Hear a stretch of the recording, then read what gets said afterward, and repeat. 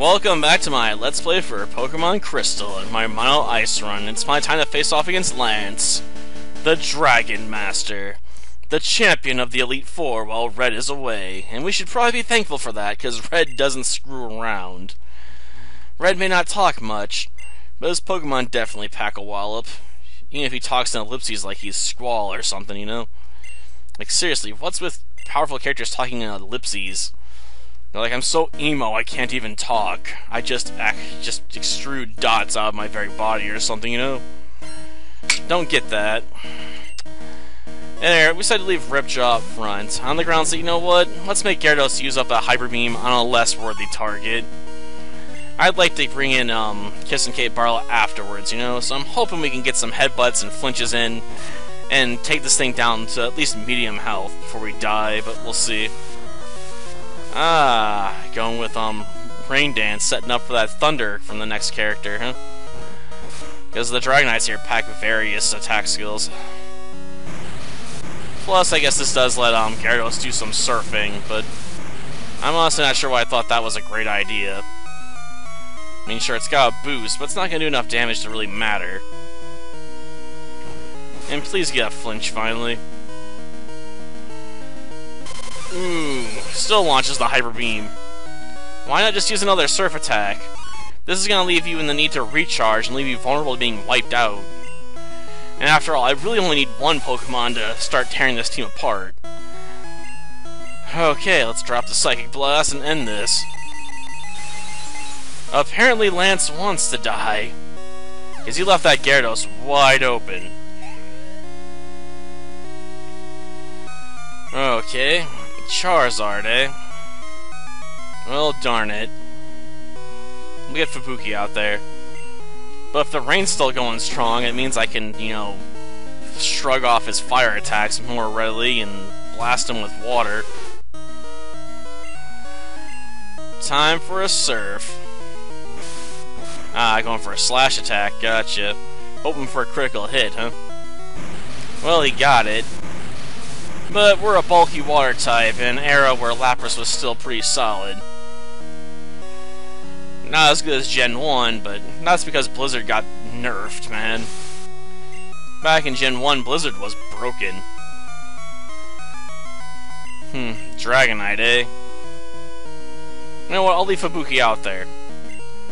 We'll see how long Fubuki can last throwing out these Ice Beams. Then again, these dragons might outspeed us, we'll see.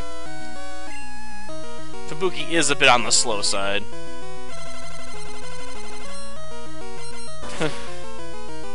Good thing that missed, or I would have been screwed.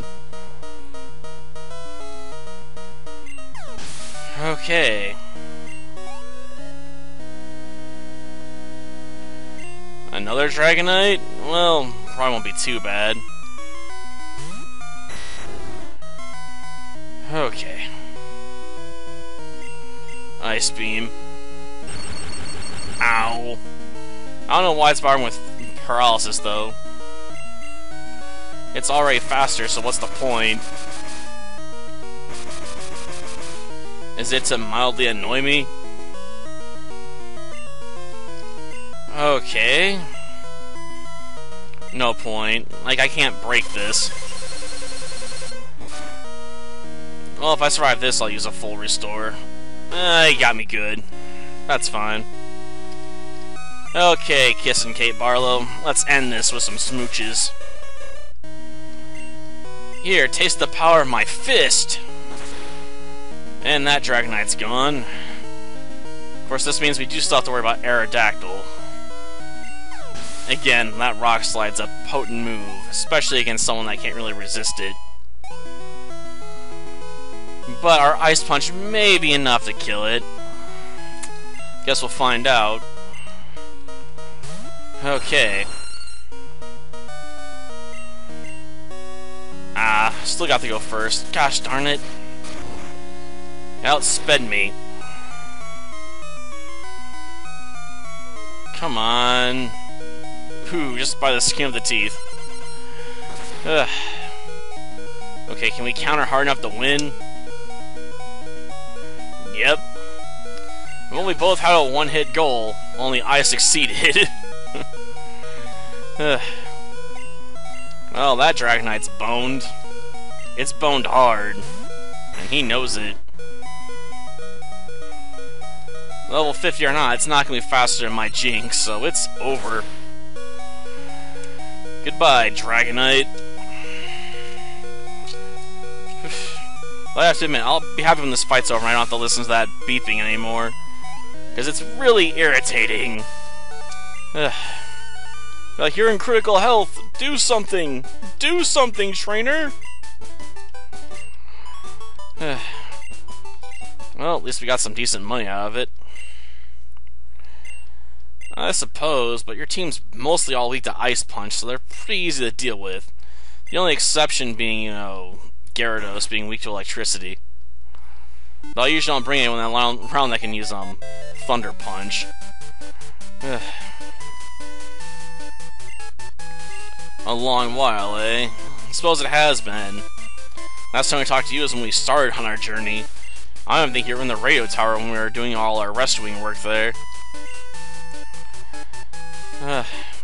Let's interview the brand new champion who's only caught 9 Pokemon. And therefore is going to get a crappy rating on Pokedex. Or is it 10? Because you gotta count, Piloswine, I suppose. I may have forgot about that one. It's been a long time since I last came here. This is where we honor the League Champions for all eternity. Or until the server gets wiped, you know, whichever comes first. This is the rise of a new League Champion, a trainer who feels compassion for and trust toward all Pokemon. A trainer who succeeded through perseverance and determination. The new League Champion who has all the makings of greatness. Shiva, destroyer of our worlds, allow me to register you and your partners as champions. Well, they're also my doomsday weapons. Especially Kissing Kate Barlow. She ended up dominating this run.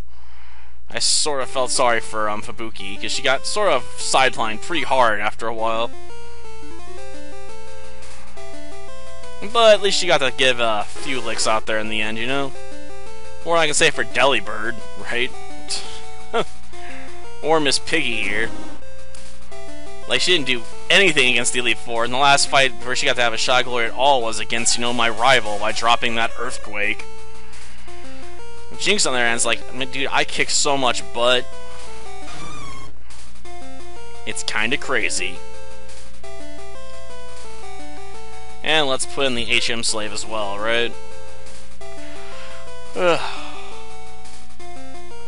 Each time we get told how much we suck at catching Pokemon.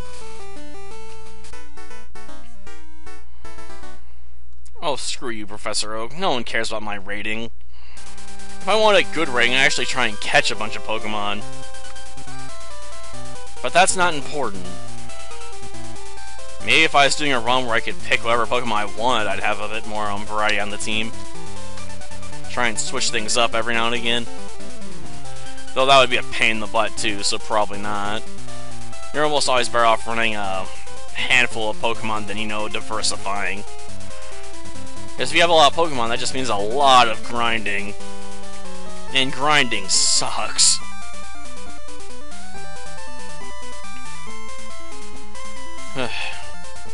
Well, we got some dancing Smoochums. Which is where Kissing Kate Barlow came from, because I need those psychic powers that Jinx just normally doesn't get. I feel sorry for Jinx. It's an ice psychic type. It doesn't actually learn any psychic type attacks, you know, in this gen, unless you take it from a Smoochum first. Or you teach it to him via TM. Which is just way too late into the game to really matter. So I was like, you know what? We're gonna start with a Smoochum. When I realized I'd made that mistake. Ugh. Igglybuff, huh? Yeah, I remember taking down Whitney with an Igglybuff. I actually have a video for that on YouTube. Not something I'd really advise doing, but it is actually possible to take down Whitney with an Igglybuff lower in level than her Miltank. And on equal footing with her Clefairy, if I remember correctly. Using Defense Curl, Sing, and Rollout. Yeah, I did enough Defense Curls to tank her Miltank's attacks and kept Clefairy asleep. and then just rolled all over it. And then when I got done taking out Clefairy, I was basically smacking Miltank with like the 4th or 5th hit from rollout, so it got crushed. It was great. Well, that does it for this episode. Till next time, then. See ya.